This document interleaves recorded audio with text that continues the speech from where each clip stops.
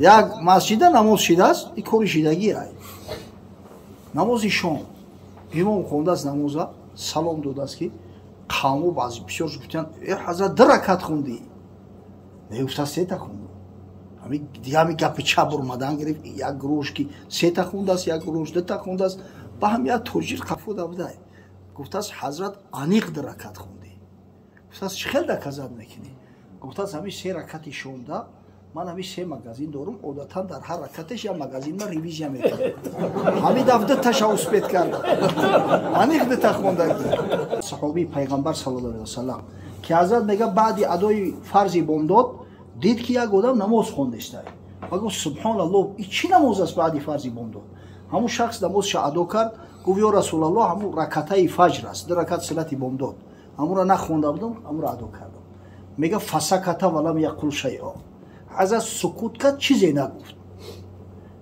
аки ҳадис чӣ дохил ина ҳадиси тақрирӣ меган вақте пайғамбар корера дид манъ накард суханера шинид манъ накард гӯё ки дар зераш имзо кардагиай ин ҳадиси тақририай ҳадис ҳисоб мехӯрад азбас ки собит аст имом муҳаммад гуфт ки назди ман беҳтар он аст ки ҳами адо шава дар ҳошияи шарҳулвиқоя вале ҳами шарҳулвиқояму як-ду ҳошия дора ҳошияи айҳама муфассали паратараш умдатурриоя фи шарҳи шарҳилвиқоя шайхулҳинд муҳаммад абдулҳай лакнавӣ навиштагиаш ҳамудам овардааст ҳамин масъалара мега ки беҳтараш ки ҳамун суннат хонда шава агар чанде бефарзам боша агар билфарзи тобуромадани офтоб оли вақт зиёдтарак боша дар ҳол метавона ки баъди фарз адош кина як боша агда не ки агар фарза дертар хонда бошана қариби тулӯи офтоб боша сабр мекина мешта афтоб вақти аз ҳадди кароҳият биромад он миқдори як найза боло мешава ку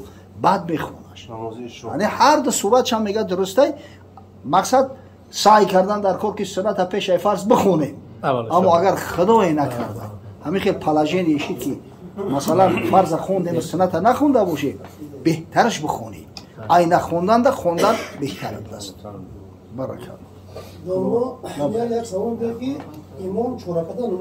ҳамон одамое ки намоз айсари нав хонда намози ҳамо дурустай имом вақте ай намоз хориҷ шид бечораи қавм айдасташ дига чӣ кор меояд овод такбир шуна такбири таҳримаро ба имом бастагиянд ой хонобод имом ки говхарӣ рафту қавм чӣ кор мекунанд дига мақсад ки ӯ намоз ҳатман айсари нав хонда мешавад як раката ки нахондааст чандин фарзи намоз тарк шидагиай ҳатман ӯ бояд айсари нав хонда шавад илоҷи дигар надорад ҳушиёт дар як ҷое меравад ки ӯ 4 раката 3 ракат мехонем 3 раката 2 ракат мехонем о барои дар ҳамин ёди намоз камем я бало кунем тезтар халос шава як проблемаоеро дар намоз ҳал мекунем ки илоҳи тоба як масҷида намоз шидааст и кори шидагиай намози шом имом хондааст намоза салом додааст ки қавму баъзи бисёр гуфтанд ҳазрат 2 ракат хундӣ мегуфтааст 3 хунду ҳами гапи чаб омадан гирифт як гурӯш ки 3 хундааст як гурӯш 2 хундааст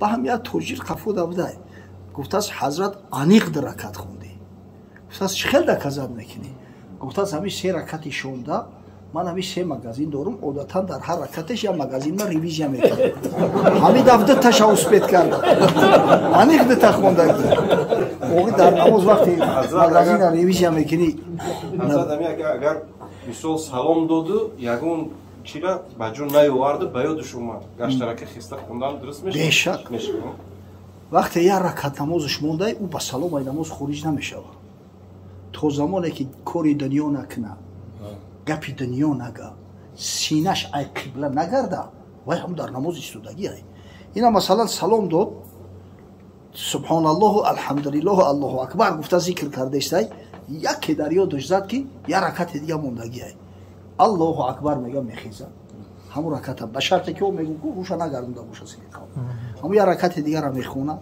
атаҳиёта ки хон салом метад саҷдаи саҳв мекуна атаҳиёта қати салавото мехона аз намоз хориҷ мешавад охи и сурате и кас гуфтестиян мардак бо хестаи суннат чам хундай як ракат мондай ҳами саволои дел нида натали саволои муҳима накард хоб дар намози шом ракати охирона дайрӯ кард яъне ки ба 2 ракат масбуқай ҳамиҷа 2 ривоят омадагиай як ривояташ ривояти ана имоми аъзам Абу Ҳанифа десте.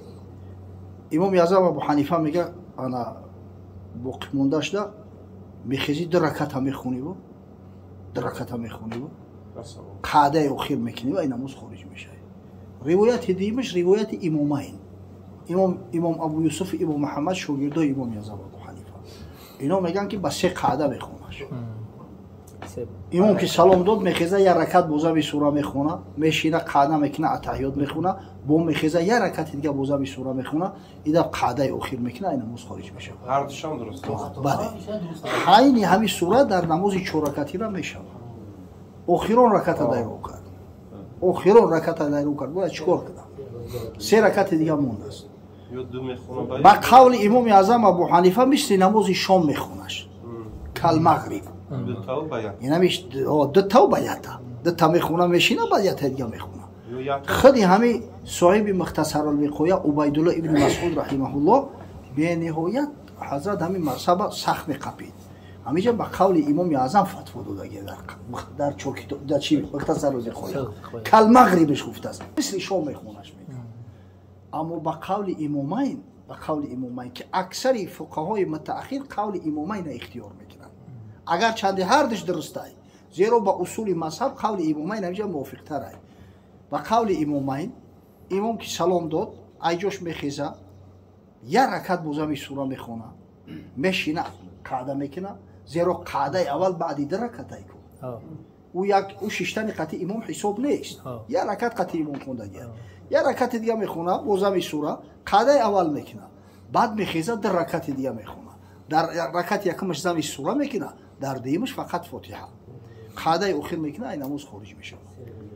ҳар ду сураташ дурустай, касе кард намозаш дурустай, аммо беҳтараш арами сурати дуюмай қавли имомайн, зеро ба усули мазҳаби имоми аъзам Абу Ҳанифа мувофиқтарай. бо қаъдаи аввал дар ҷош мешавад. саволи дига ки мақсад шаб ба таҳорат хо меравӣ, баракаллоҳ, саҳар мехезӣ ҳоҷат надорӣ, таҳорати даст рукни мешавад. албатта агар ҳамин ҳолат дар бугӯй ки то мустаҳаб накарду намозам дуруст намешавад, бидъаткор мешавад, гунаҳгор мешавад. ана таҳорат масалан аслан абу мустаҳабе мегӯем худмо ӯ истинҷои обӣ. истинҷои обӣ ана мақсад ки ҳолате ҳастай ки фарзай, ҳолате ҳастай ки масалан суннатай, ҳолате ҳаст мустаҳабай. ҳамдасти азбас ки зиёдтар ҳамун мустаҳабай, барои ҳамин оста ҷои ҳамун калимаи асосии истинҷои обира ҳамун ҳукм гирифт, ҳукми шаръӣ дига мустаҳаб гуфтастем. набоша агар дашти калон кунӣ, агар олуда шава дига ӯ мустаҳаб намешава, ӯ фарз мешава истинҷои обӣ. аммо ҳамин азбас ки зиёдтар мардум медуриянд пешоб мекунанд, баъди пешоб кардан агар ба шарте ки олуда нашида боша, закару моёҳот олуда нашида боша, ҳамин кулух ё коғази туалет қатихта хушрӯ покиза кардӣ, истинҷои обӣ кардан мустаҳабай. яъне агар кардӣ савоб мегирӣ, накардӣ гунаҳгор намешавӣ. азбас ки бештари вақт ҳамун истинҷои чӣ мекунанд, пешоб мекунанд, дига ҳамин оста мустаҳаб ҷои ҳукма гирифт. ҳукми шаръира номушаи мустаҳаб ҷои истилоҳи асосии истинҷои обира гирифт.